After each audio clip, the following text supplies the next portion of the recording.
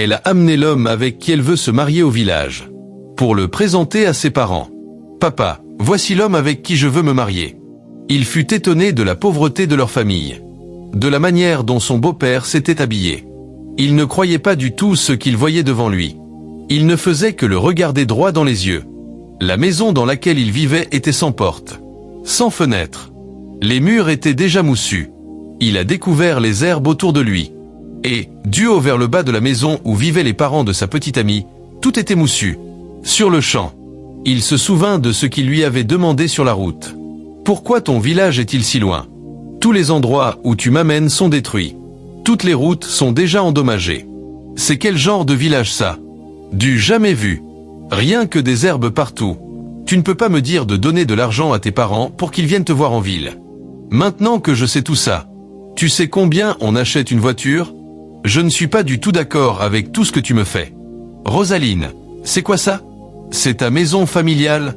Oui, mon amour. Donc, tes parents habitent dans cette sale maison moussue, inachevée? En ce moment-là, son père ne disait toujours rien. Donc, c'est dans cette maison moussue que tu as quitté pour te retrouver chez moi? Il pointe ses doigts vers son père, en lui demandant. Donc ça, c'est ton père? Oui, c'est bien mon père. Mais pourquoi il se comporte comme un homme fou? Es-tu sûr qu'il n'y a pas un fou qui circule dans votre famille? Depuis, elle ne disait rien, jusqu'à ce qu'il commence à menacer sa famille. Elle s'énerva contre lui. Depuis la route, tu me menaces en disant que mon village n'a pas une bonne voie, qu'il n'y a que la brousse, que si, que ça. Maintenant, tu es chez mes parents, et tu vois mon père comme un fou devant toi? Écoute-moi bien. Je ne t'ai pas dit de me respecter, mais je veux que tu respectes mon père et ma maison familiale. Nous ne sommes pas des mendiants. Tu penses qu'on va te supplier pour que tu m'épouses, et qu'après, on devienne tes esclaves? Écoute-moi bien. Je ne vais jamais avoir la pensée de me marier avec quelqu'un d'aussi arrogant, méchant et irrespirable que toi. Maintenant, ôte-toi de la maison de mon père. Je dis, quitte ma maison.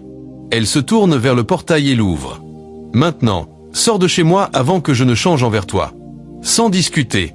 Il se retourna sur ses pas, la regardant droit dans les yeux, mais sans rien dire, jusqu'à ce qu'elle referme le portail. En ce temps-là, son père avait l'air triste, tout déçu de ce qu'il venait de voir. Face à l'injustice, Rosaline ne se laisse pas faire. Elle défend l'honneur de sa famille avec courage et met fin à une relation où l'orgueil prend la place de l'amour. Abonnez-vous à Daro TV pour découvrir d'autres récits pleins d'émotions, de leçons de vie et de révélations bouleversantes.